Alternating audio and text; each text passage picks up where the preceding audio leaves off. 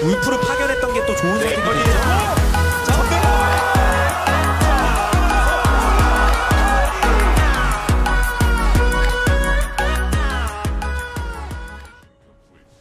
What's up, players? With World starting, I figured I'd make a video where I showcase one of the best players to be seen in the championship this year. Today I'm gonna be talking about Longshu's top laner, Khan. I'm also gonna tell you how you can implement the things that he does well to your own gameplay. So let's get started. Khan's most played champions in professional play is Jace, Renekton and Jax. And as you can see, he's done pretty damn well on these champions.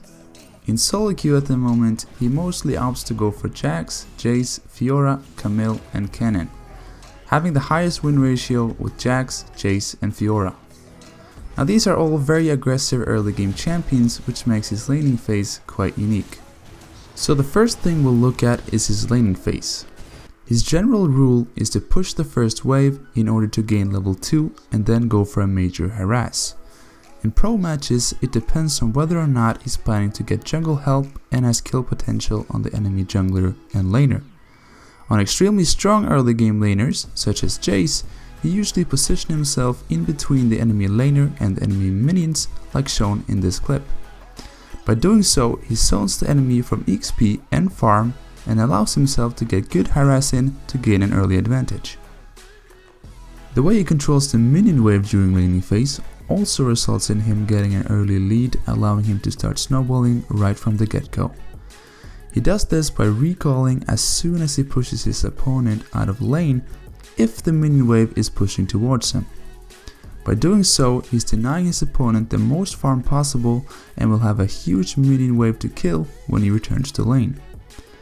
In this clip, he recalls right after he pushes Singed out of lane, resulting in Singed losing a total of 11 CS, which is equal to 235 gold. More importantly though, Singed lost a lot of XP, which set him far behind early in the laning phase. Khan might also freeze the minion wave right outside his turret, causing his enemy laner to overextend as his jungler comes to gank. Another thing I've watched Khan do over and over is abusing his power spikes.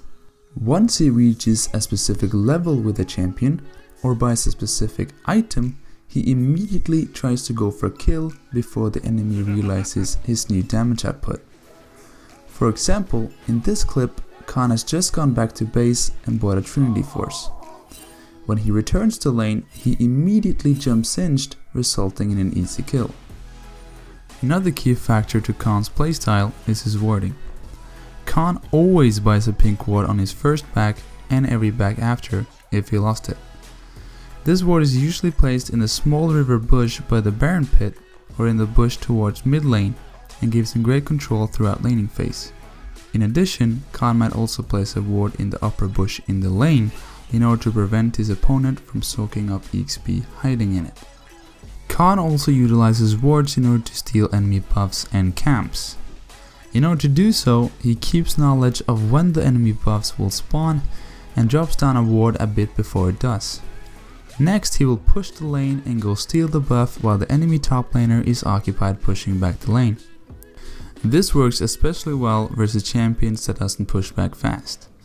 In this clip, he steals the enemy red buff versus SKT, and it's all because of the ward that was placed on the red buff 45 seconds earlier. While in this clip, he utilizes the fact that Sejuani is bot lane and steals both his blue buff and a minute later his grump. This goes back to utilizing every opportunity you get to gain a lead, no matter how small. Another topic worth mentioning is Khan's ganking and split pushing. During laning phase, Khan opts to do one of two things. He'll either freeze and zone or push and roam. More often than not, he pushes the lane in order to gank mid lane. His pink wards allows for an unseen path as he goes to gank.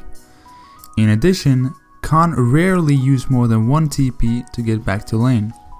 The others goes to gank bot side in order to get bot lane in the lead and to take early game objectives such as dragons and first turret.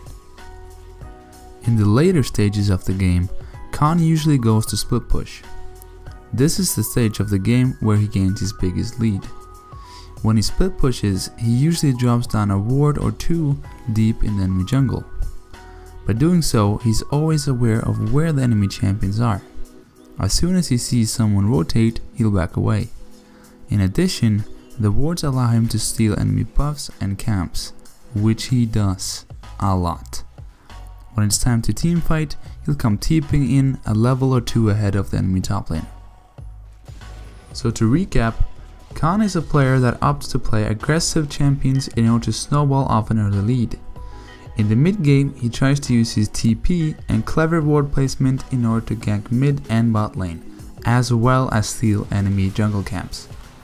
During a late game, he split pushes and usually gain a massive EXP lead by pushing the wave and stealing all enemy buffs he runs over.